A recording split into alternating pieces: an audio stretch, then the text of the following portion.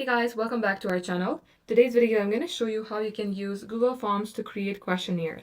So first thing first, at the top search browser, type in drive.google.com and get logged into your specific Google account where you would like to create a form. From your left-hand side, select New and then select Google Forms. As you do that, you will get landed onto a page like this. Now I have already created a sample form, as you can see. Here you can type in your title. In my case, this is test. And you can write something about your form itself. And under here, you can add various questions. Once done, you can add another question by clicking on this plus button, and it will automatically lead you up to a new question.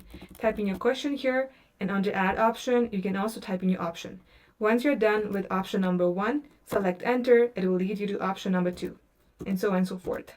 And likewise, you can also add some multiple question. If you select this, you can either add some multiple question, check boxes, drop down, anything that you would like. And once you're done with this, you can go ahead and save it, like publish. And you can also share the link by clicking on this copy link. And let's say there's responses on forms, you will see it right under responses. And the better thing is you can also save it to your sheet. Everything that you save here will be added onto your link sheet, and you can view it in Excel format. Just like so guys, this is how you can do it. Thank you for watching.